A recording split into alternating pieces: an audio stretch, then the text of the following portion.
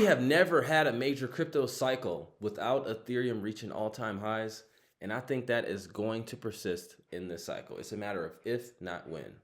Guys, I am Crypto Noah. Welcome back to another video. I know it's been a while. I've been in Denver since ETH Denver, so I was networking for a whole week. I got a lot of content I'm gonna put out. Been networking with a lot of different projects, a lot of cool things being built. And then after ETH Denver, I was down bad for a whole week as I caught COVID. Me and our whole team did. We were down bad. But now I'm back healthy, feeling good. Also, we did make the world's first crypto-themed album. It is streaming live on YouTube, Apple Music, Spotify, so definitely go check that out. My name is Crypto Noah on there as well. Just wanted to make something for you guys to ride to and enjoy during the 2025 bull market. So in this video, I'm going to talk about why I believe ETH is going to moon here pretty soon.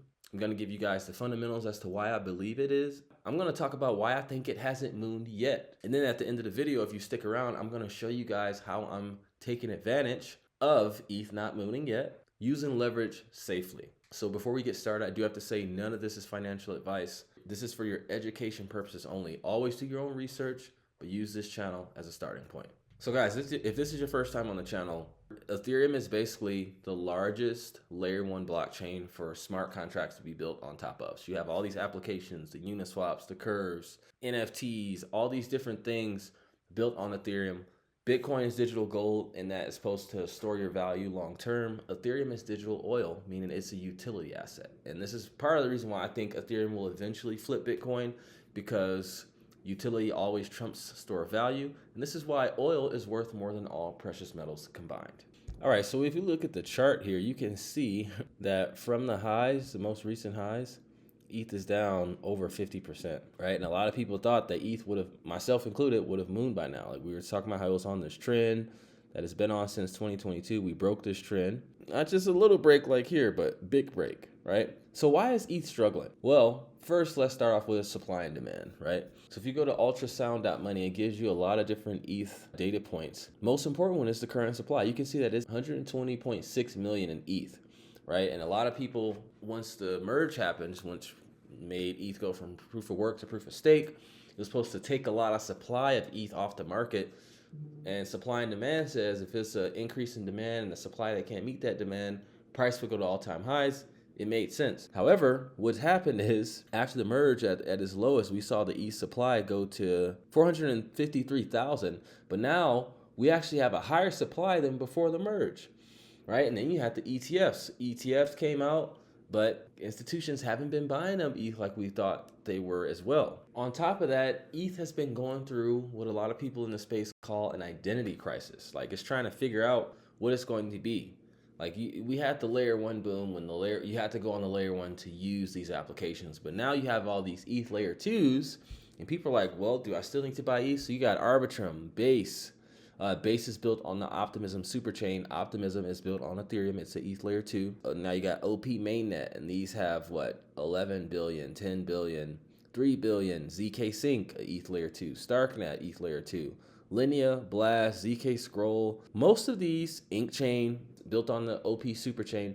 Most of these chains, over 90% of them, are ETH layer 2 chains, which should be an even stronger value prop for ETH because all of the settling still happens on Ethereum. So Ethereum's going through an identity crisis. People are like, well, should I just buy the layer 2 since that's where everything's being built? But it still all flows back to ETH. In addition to the usage of L2s increasing over the L1s, you also have Solana, the Solana meme coin casino, right? 6 billion in TVL right behind Ethereum. Pump fund launched, and you can launch a meme coin in a matter of minutes. And I think it was some crazy number, like 7 million meme coins have been created on Solana, I think this year or something like that. Now, let's kind of pivot to why I think Ethereum's still gonna moon. It's still number 1 by a long shot. TVL is 44 billion versus 6.4 billion in Solana. You can see that over half of DeFi is on Ethereum, right? And even if you look at these layer 2s, they're still ETH layer 2s. And even the other L1s like Avalanche right here is still EVM compatible. Like Ethereum, if blockchains are cities, Ethereum is New York. Everything kind of goes back to New York. It's the world trade, right? Here's another website, cryptofees.info. It shows all of the fees from the top crypto projects. Ethereum is always number 1 with a 7-day average fees of 6.7 million. right? $6.7 million a week is making a network fee. So when people are sending transactions, swapping on exchanges such as Uniswap is built on ETH as well, even though it's on a lot of different L2s, mostly ETH L2s. Aave, built on ETH. Binance Smart Chain, that's its own thing. SushiSwap, Curve, Arbitrum, like all these protocols that are making fees, they need Ethereum to make these fees, right? And then the Enterprise Ethereum Alliance is a nonprofit that is basically committed to driving adoption to Ethereum, basically committed to making it successful. And look at some of the companies on here. Like, I'm gonna scroll down, it should give us a better picture. Consensus, Ethereum Foundation, Microsoft, Ernst & Young, one of the big four accounting firms, JP Morgan, right? Like, you have some of the largest companies involved to making sure Ethereum succeeds. And you know, the crypto market is very easy to manipulate. So right now, ETH is at $1,800, which is a steal. You get as much ETH as you can at these prices. This might be the bottom. It's just a matter of when, not if. In addition to that, you are going to have institutions sopping up Ethereum because it's going to be a way to get a triple yield, right? Once you buy Ethereum, they can stake it via ETH 2.0. Like, they don't even have to go in DeFi. They can use Coinbase and get 3-4% yield. I think that's what it was last time I checked. But then they could borrow against their stake and take those funds and go use them in DeFi to get another yield on top of it, guys. So you're still getting the yield once you stake it, and then you get a liquid stake derivative token, and now you can go get a yield somewhere else. And this beats the risk-free rate, which is what you would make if you're holding a government bond. And a lot of institutions are going to want to buy ETH at these levels, even though they're not yet. Eventually they will. We know they will eventually. The fundamentals are too strong. So why not get ahead of the trend instead of waiting for it? Like, I know a lot of traders talk about wait for confirmation, but on an asset like ETH, confirmation is the Enterprise Ethereum Alliance. God damn it. You got Microsoft and JP Morgan backing it. I mean, that's just how I look at it. I'm also a bit of a degen and like to take risks and like to be on the leading edge of things, but this isn't that crazy of a play. It's Ethereum. So now, let you guys stuck around. I'm gonna show you guys my leveraging strategy that I'm using to take advantage of these current prices. And again, you have to know what you're doing. Don't just copy what I'm doing. This is me just telling you my strategy. So I'm doing this strategy on Aave, and if we go first and look at Aave, you can see, one, they've never been hacked. They're on all these chains. They are a money market protocol where you can stake funds and borrow against them and get a yield. Okay, simple as that. They're number 2 in all of DeFi behind Lido with a TVL of 16.5 billion across all these chains. So if we go to Aave, and I'm on ETH mainnet, if you deposit ETH, you get a 3.19% APY, right? And then if you borrow ETH, you pay 4.1%. So your real yield is 1%.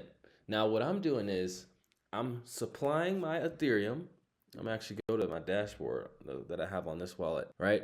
I supplied my Ethereum. I'm getting a 3.1% APY, and then I'm borrowing USDC for 5.3% APY. So I'm really paying around 2% annually. And you know, I have my health factor at 1.8, so I don't get liquidated. And if I go to ChatGPT, you can look at what your liquidation price would be. So you can say if the price of Ethereum is 2,229 and I supply at 4.5 ETH on Aave, what's my liquidation price if I borrow 5K?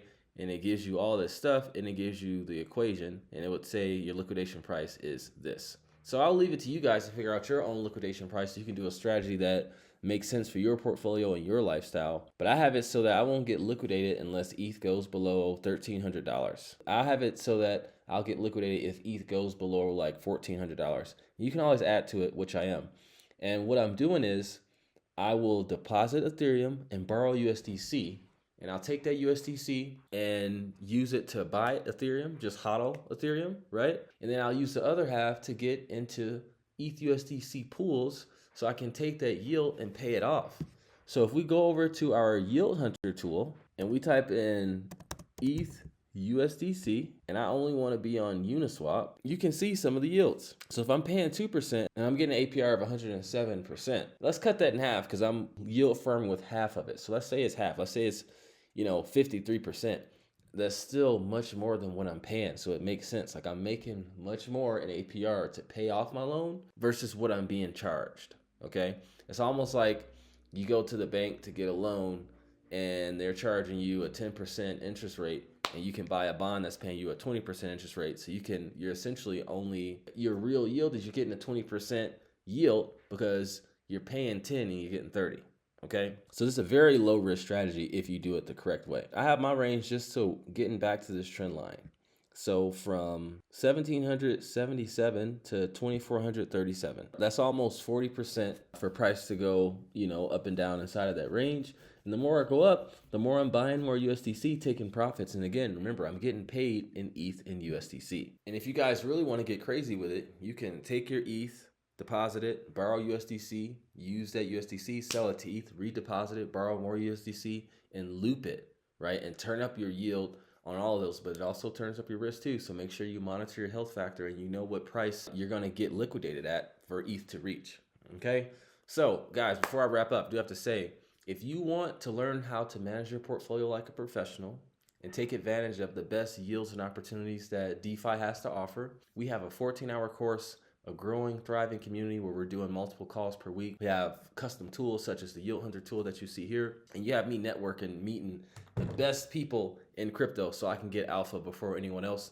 If that sounds interesting to you, click the link in the description, book a free strategy session. You'll talk to me or one of our coaches. We'll see if our program is a good fit for you. If not, we're happy to point you in the right direction. And at the very least, click the link in the description to join our free group on Mighty Networks. And as a free member, you'll still get my weekly market updates that I don't post on my YouTube channel. So this way you can kind of see what kind of value to expect before you pay. But again, the value is way more when you pay. So will you really see? I don't know. You kind of got to connect the dots for yourself. But last thing, again, check out the Crypto State of Mind, the world's first crypto themed album. Put a lot of work into it. It was so much fun. And I think it's fucking fire too, if I'm being honest.